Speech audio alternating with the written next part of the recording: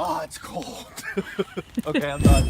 Okay, this is the bike. You saw me riding earlier in the clip. This is a Gravity FSX. It's got the full suspension, shock absorbers in the front, and big spring here for the back. And this is my first e-bike build kit, or build that I've done.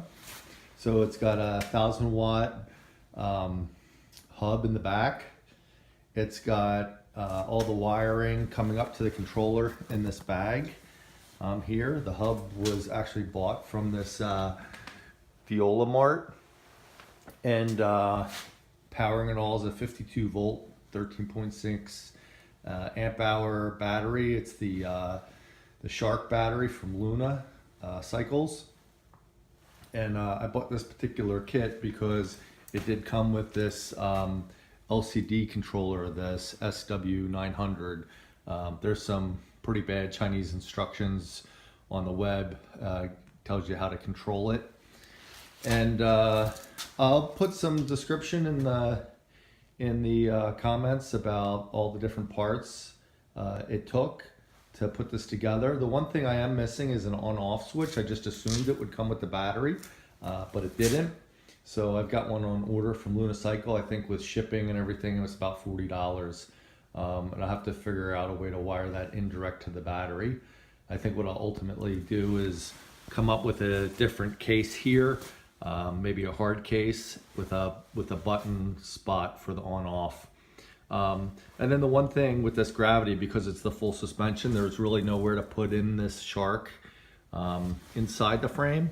And the bottle rack is on the outside, and maybe you can see what I've done here. So the two original bolts are down here for the water bottle. And what I did was I built a thin bracket here out of, well, I don't know what it is, maybe 1/8 inch by 1 inch zinc plated, which I painted black, drilled some holes in to secure the battery. And also just zip tied this. I was thinking originally of clamping it here, but I think a zip tie will do it. Seems really pretty sturdy. And I haven't put in the PAS. This system I bought also comes with the pedal assist system. I haven't done that yet. I don't have the tool for the sprocket for the other side actually to install that. So I'm gonna ride it like this for a little bit and see how I like it with just the pure throttle control. The other thing too that this kit came with is the full throttle. I think maybe a half throttle or a thumb throttle might be a little bit nicer, but we'll see how this goes. May wind up switching it eventually. Okay, one thing I did want to show was the torque arm that I built for this. So took some pretty thick steel from Home Depot.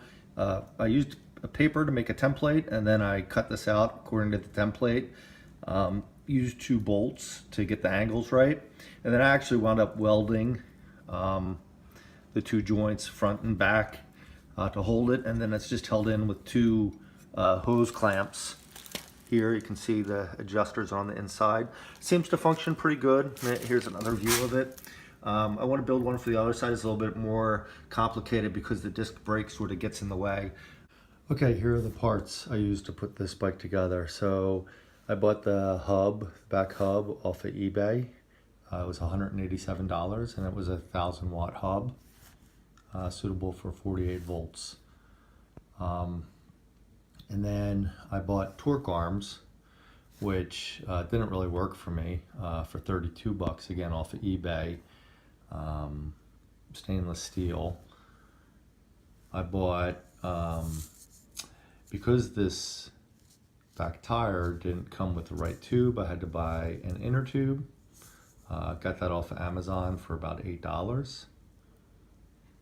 Okay, and then it's a double rimmed rim. It's a double walled rim, so I needed to put some tape on. They didn't put any tape on the rim, so that was $11 for 2 packs. I only used 1.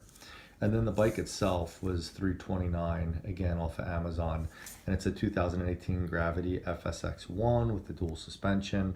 And one of the main reasons I got that bike is because it had disc brake front and back. Then you're adding a lot of weight to the bike between the battery and the hub. And then from Luna Cycle, I had to buy an on-off switch. I haven't put that on the bike yet, but I didn't want to have to rely on yanking connectors apart to disconnect the battery. And so that was with shipping and tax, it was $39. And then the battery itself, I got the 52 volt. It came with a 13.5 amp hour. And I bought the most expensive charger that you could get, which was $80.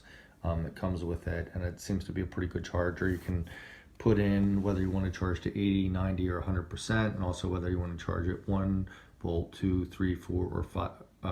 Amps. 1 amp, 2 amp, 3, 4, 5 amps, depending on what you want. And so I just did the math. Actually, first time I did it, these were the parts, and the total cost of the build, about $1,200. These torque arms could probably be returned if I'm not too lazy to send them back. I did wind up making my own torque arms. Actually, I've only built one so far, but it was pretty cheap. I just used some steel from Home Depot and a drill and some bolts, so and spray painted it black, so it wasn't too much. And I used that pretty much that same piece of metal to help build the battery rack as well.